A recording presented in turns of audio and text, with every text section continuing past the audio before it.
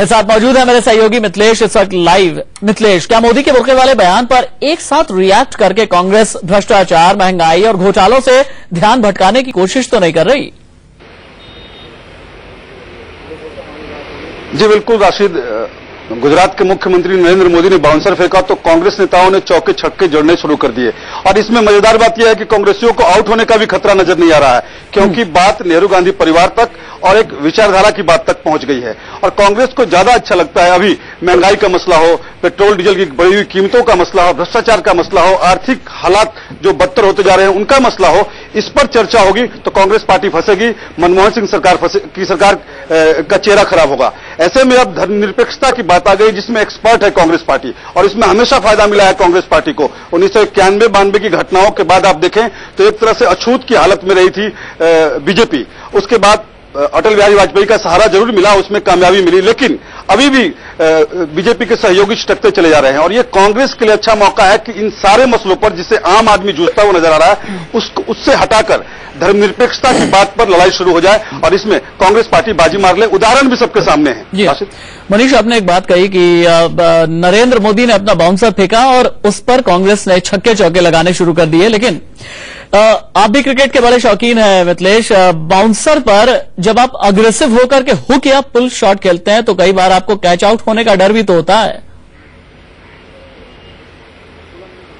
बिल्कुल बिल्कुल राशिद, इसीलिए कहा हमने कि अभी कांग्रेसियों को आउट होने का खतरा भी नहीं सता रहा है, डर भी नहीं सता रहा है, क्योंकि बात धर्मनिरपेक्षता की आती है जिसका झंडा बरदार खुद कांग्रेस पार्टी है। और उसी लाइन पर कांग्रेस को आगे बढ़ते हुए मजे मिलेंगे। और यही वजह है कि दिग्विजय सिंह ने भी वहां से सवाल खड़े किए हैं कि धर्मनिरपेक्षता में आस्था कहां है नरेंद्र मोदी की। राजीव शुक्ल का बयान आप देख लीजिए, वो जो तलखी नजर आती है इसके पहले कभी नहीं देखी गई। जनार्दन द्विवेदी महासचिव और मीडिया के इंचार्ज हुआ करते थे, उन्होंने कहा था कि हमारे क्षेत्रीय नेता मोदी के सवालों का जवाब देंगे, कांग्रेस पार्टी जवाब नहीं देगी। और मौत के सौदागर के बयान के बाद कांग्रेस अध्यक्ष सोनिया गांधी का बयान था, उसके बाद भी कांग्रेस पार्टी को पसीने छूटे थे और इसमें कोई बयानबाजी नहीं हुई। लेकिन अब हर कोई बढ़ चढ़कर बोलने के लिए तैयार है, आक्रामक अंदाज कांग्रेस पार्टी का है। हम एक गोल मिथिलेश, मैं आपके पास आऊंगा। हम एक गोल चक्कर दिखा रहे हैं, एक खास तरीके का ये चक्कर है और इस गोल चक्कर के अलग अलग किरदार हैं। अब देखिए, पहला किरदार जो सेंट्रल कैरेक्टर है वो है नरेंद्र मोदी का। इसके अलावा जो चार और मुख्तलिफ किरदार हैं वो सीधे सीधे कांग्रेस से जुड़े हुए हैं, या तो केंद्रीय नेता हैं या फिर कांग्रेस संगठन से जुड़े हुए लोग हैं। राशिद अलवी हैं, मनीष तिवारी हैं, दिग्विजय सिंह है, शशि थरूर है। सबसे पहले नरेंद्र मोदी क्या करते हैं कि रविवार को मोदी ने पुणे के बीजे कॉलेज में वो भाषण देते हैं, कांग्रेस पर जम करके हमला बोलते हैं। मोदी कहते हैं जब भी संकट का समय आता है तो कांग्रेस सेक्युलरिज्म के बुर्के में छिप जाती है। उसके बाद एक एक करके सभी का मुख्तलिफ रिएक्शन आता है।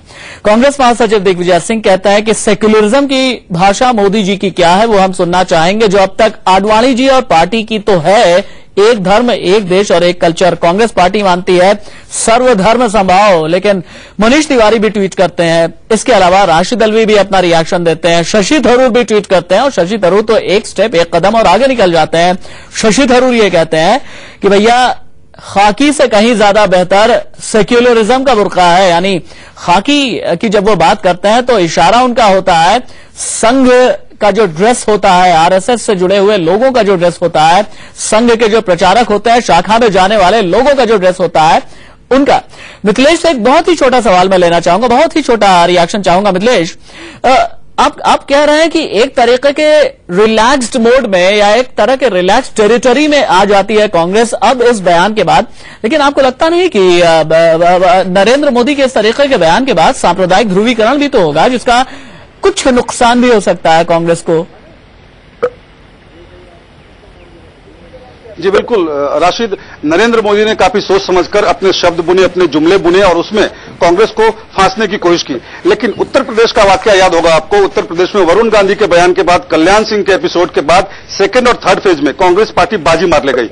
वहां पर कांग्रेस का बहुत ज्यादा आधार नहीं था। दिग्विजय सिंह सरी के नेता भी मानते थे कि 10 से 12 सीटें आएंगी, लेकिन 22 सीटें आई। कांग्रेस पार्टी चाहती भी है कि सांप्रदायिकता के नाम पर बहस चले और उस बहस में वो बीजेपी के धड़े को पटखनी दे, और इसीलिए आक्रामक अंदाज में कांग्रेस पार्टी आगे बढ़ रही है।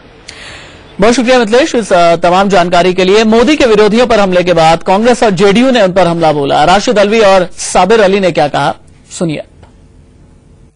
एचआरडी मिनिस्ट्री पहले से बहुत ज्यादा काम किया है देश के अंदर बड़ी यूनिवर्सिटीज बनी हुई हैं, एजुकेशन के अंदर हम बहुत आगे बढ़े हैं और इस तरीके का कोई भी बयान या राजनीति करना दुर्भाग्यपूर्ण है। प्रदेश में 10 साल में एजुकेशन में और हायर एजुकेशन में क्या किया, पहले वो बताओ देश को। कुछ नहीं किया, सिवाय 3 इंडस्ट्रियलिस्ट को फायदा पहुंचाने का पूरे प्रदेश में कुछ नहीं हुआ। लोग कहता है विकास मॉडल, गुजरात मॉडल, सब चौपट मॉडल है।